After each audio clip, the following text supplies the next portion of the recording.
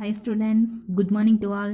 Today we are going to starting in challenge problems. Okay வாமா? So 6th standard Tamil medium students க்கு தான் நம்ம இப்போ மேல் சிந்தனை கணக்குகள் அத பார்க்க போறோம். ஓகேவா? So second chapterலோட last sums. ஓகேவா? So மேல் சிந்தனை கணக்குகள். So அதுல பாத்தீங்க அப்படினா நம்ம 6th sum தான் இப்ப ஸ்டார்ட் பண்ண போறோம். ஓகே? So previously இருக்கிற sums எல்லாம் ஆல்ரெடி நம்ம கம்ப்ளீட் பண்ணிட்டோமா? So இன்னைக்கு என்ன பார்க்க போறோம் அப்படினா 6th sumல இருந்து ஸ்டார்ட் பண்ண போறோம். ஓகேவா? So நம்ம பார்த்தறலாமா? So first sum பாருங்க. ஓர் அணில் தானியங்கள் உள்ள இடத்தை விரைவாக அடைய விரும்புகிறது. அது செல்ல வேண்டிய குறைந்த தொலைவுள்ள பாதையை கண்டுபிடிக்க உதவுங்கள்.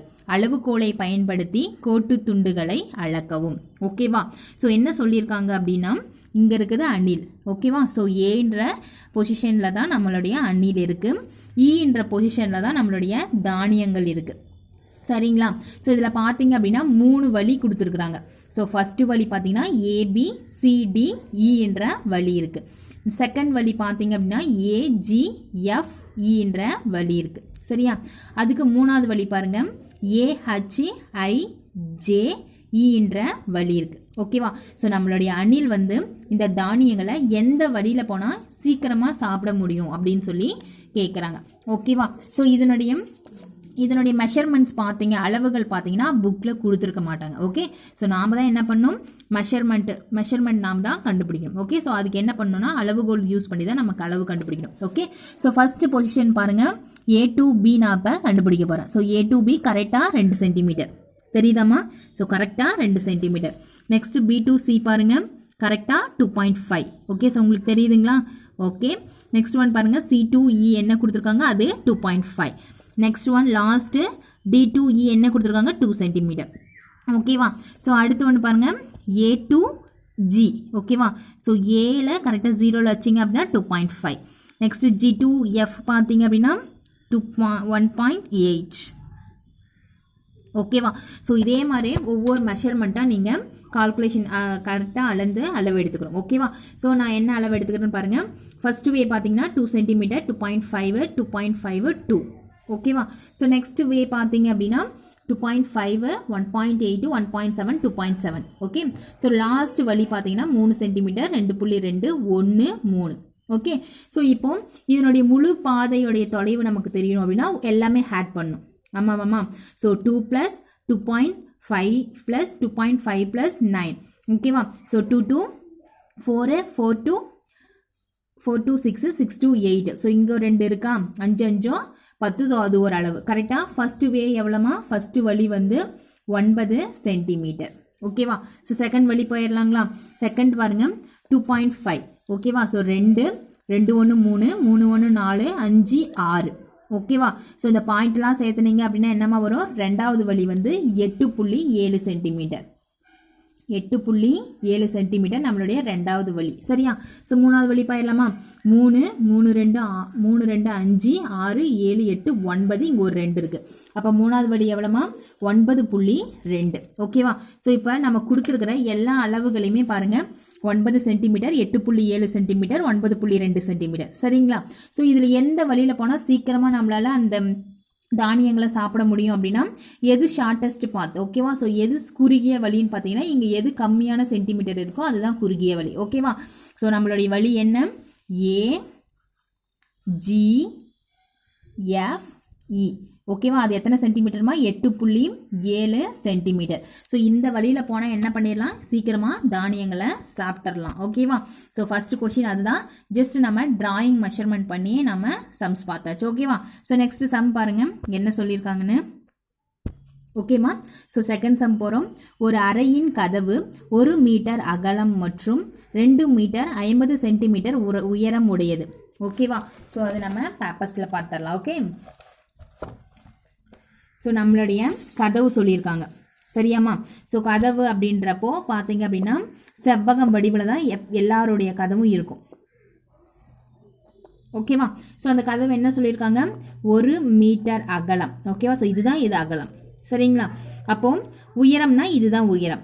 ஸோ உயரம் என்ன சொல்லியிருக்காங்க, 2 மீட்டர் 50 சென்டிமீட்டர் உயரம் உடையது. ஓகேவா? ஸோ இது என்னது, கதவு. ரெண்டாவது லைன் பாருங்க, 2 மீட்டர் மற்றும் 20 சென்டிமீட்டர் நீளம் மற்றும் 90 சென்டிமீட்டர் அகலம் கொண்ட கட்டிலை அறைக்குள் எடுத்து செல்ல முடியுமா? சரிங்களா? ஸோ நெக்ஸ்ட் ஒன் என்னது? கட்டில். ஸோ அந்த கட்டிலும் எப்படி தான் இருக்குமா? செவ்வகம் வடிவத்தெல்லாம் இருக்கும். ஓகேவா? ஸோ சதுர வடிவத்திலையோ முக்கோண வடிவத்திலையோ எந்த ஒரு கட்டிலும் கதவும் இருக்காது. அதுவும் எப்படி தான் இருக்கும்? செவ்வக வடிவத்தில் இருக்கும்.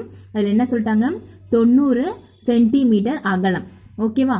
அதே மாதிரி நீளம் என்ன சொல்லியிருக்கிறாங்க?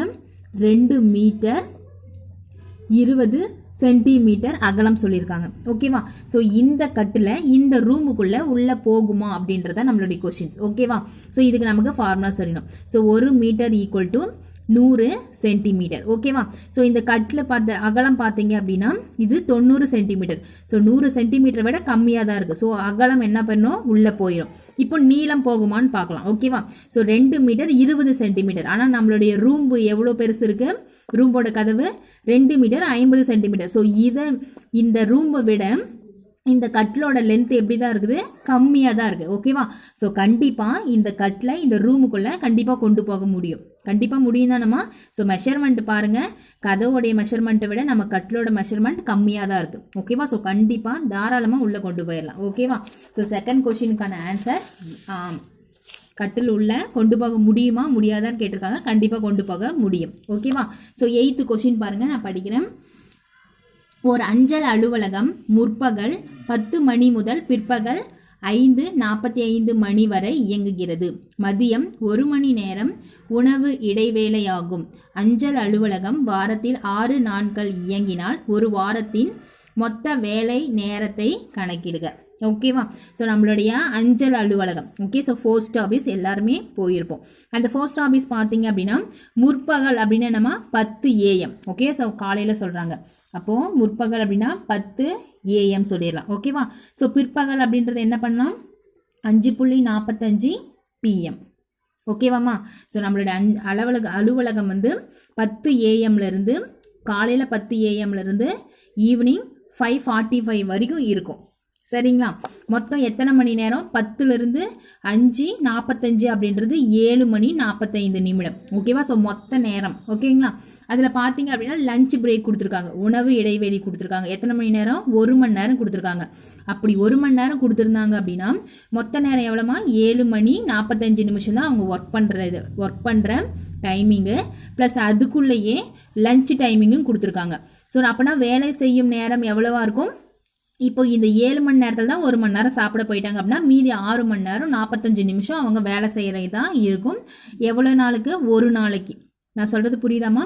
ஒரு நாளைக்கு வேலை செய்யும் நேரம் எவ்வளோ? 6 மணி நேரம் 45 நிமிஷம். இதே மாதிரி 1 வீக், ஒரு வாரம் அப்படின்றது எத்தனை நாளுமா? 7 நாள். சரியா? ஒரு வாரம்ன்றது 7 நாள். எவ்ரி சண்டே லீவாக தான் இருக்கும். அப்போனா ரிமைனிங் இருக்கிறது 6 நாள். ஓகேவா? அப்போ 6 நாட்கள் வேலை செய்யும் நேரம் கண்டுபிடிக்க என்ன பண்ணும்? ஒரு நாள் இன்ட்டு அந்த 6 நாள் டைமிங்கும் மல்டிஃபிகேஷன் பண்ணிடணும். ஓகேவா? ஸோ ஒரு நாள் டைமிங் எவ்வளோ? 6.45. ஓகேவா? அப்போ இன்ட்டு 6 டேஸ்க்கு எவ்வளோன்றப்போ இன்ட்டு 6 போட்டுக்குவோம். அப்போது 2 மல்டிஃபிகேஷன் பண்ணிங்கன்னா என்ன வரும்? 38.70 வரும். ஓகேவா? ஸோ 38.70 வரும். ஆனால் நம்மளுடைய டைமிங் பொறுத்த வரைக்கும் நிமிஷத்தில் 60 தான். 60 நிமிஷம் மட்டும்தாம்மா இருக்குது. ஸோ நான் என்ன பண்ணுறேன்? இந்த 70M 60 + 10 பிரிச்சுக்கிறேன். ஓகேவா? ஸோ 60 நிமிஷம் அப்படின்றது என்னம்மா? 1 மணி நேரம். நான் சொல்கிறது புரியுதாம்மா? 1 நிமிடம் ஈக்குவல் டு 60 வினாடி. சரிங்களா? அதே 1 மணி நேரம் ஈக்குவல் டு 60 நிமிடம். புரியுதாம்மா? ஸோ அதே மாதிரி தான் இந்த 70 நான் 60 + 10 பிரிச்சுக்கிறேன். அதனால என்ன பண்ணலாம்? 60 நிமிஷம் அப்படின்றது 1 மணி நேரம். ஸோ மொத்தம் அவங்க 6 நாளுக்கு எவ்வளோ வேலை செய்வாங்க அப்படின்னா 39 மணி நேரம் 10 நிமிடம் தான் அவங்க ஒர்க் பண்ணுவாங்க. ஓகேவா? ஸோ நெக்ஸ்ட் கொஷின்ஸ் போயிடலாமா? ஸோ இதில் ஏதாவது டவுட்ஸ் இருந்துச்சுன்னா நீங்கள் உடனடியாக என்கிட்ட கேட்டுக்கலாம். ஓகே, ஸோ நெக்ஸ்ட் கொஷின் பாருமா. சீதா முற்பகல் 5:20 மணிக்கு துயில் எழுந்து 35 நிமிடங்கள் தன்னை தயார் செய்து கொண்டு 15 நிமிடத்தில் தொடர்வண்டி நிலையத்தை அடைந்தால் தொடர்வண்டி சரியாக முற்பகல் 6 மணிக்கு புறப்பட்டு சென்றது எனில் சீதா அந்த தொடர்வண்டியில் பயணம் செய்வாரா? ஓகேவா. ஸோ சீதான்ற பர்சன் பற்றி நமக்கு சொல்லியிருக்காங்க. ஓகேவா. சீதா மார்னிங் எத்தனை மணிக்கு எந்திரிப்பாங்க அப்படின்னா 5:20க்கு எந்திரிப்பாங்க. ஓகேவா. ஸோ 5:20க்கு எந்திரிச்சு அவங்க ரெடி ஆகுறாங்க. ஓகேவா. ஸோ தன்னை தயார் செய்து கொள்ள 35 நிமிடம் எடுத்துக்கிறாங்க. ஓகேவா. ஸோ 35 நிமிஷம், ரயில்வே ஸ்டேஷன் போக ரயில் நிலையம் செல்ல 15 நிமிஷம் எடுத்துக்கிறாங்க. புரியுதாமா. காலையில் 5:20க்கு எந்திரிச்சு நான் ரெடி ஆகிறதுக்கு 35 நிமிஷமும், ரயில்வே ஸ்டேஷன் போகிறதுக்கு 15 நிமிஷமும் எடுத்துக்கிறாங்க. ஆனால் ரயில் என்ன ஆகுது, 6 மணிக்கெல்லாம் சரியாக புறப்பட்டு சென்றுவிடும். ஓகேவா. ஸோ நம்ம பர்சன் என்ன பண்ணுறாங்க, 5:20க்கே எந்திரிச்சு 50 நிமிஷம் ரெடி ஆகுறாங்க. ஓகேவா. ஸோ 5:20க்கு எந்திரிச்சு 50 நிமிஷம் ரெடி ஆனாங்க அப்படின்னா 6:10க்கு தான் நம்ம ரயில்வே ஸ்டேஷன் போய் சேருவாங்க. ஓகேவா. ஸோ 6:10க்கு போய் நம்ம ரயில்வே ஸ்டேஷன் சேர்ந்தாங்க அப்படின்னா 6 மணிக்கெல்லாம் ட்ரெயின் போயிடுது. ஸோ கண்டிப்பாக என்ன, சீதான்ற பர்சன் பயணம் செய்ய மாட்டாங்க. ஓகேவா. ஸோ அதுதான் நம்மளுடைய ஆன்சர். ஸோ அந்த ட்ரெயினில் என்ன பயணம் செய்வாரா செய்ய மாட்டாரான்றது தான் கொஷின். கண்டிப்பாக சீதா என்ன பண்ண மாட்டாங்க, பயணம் செய்ய மாட்டாங்க. ஓகேவாம்மா.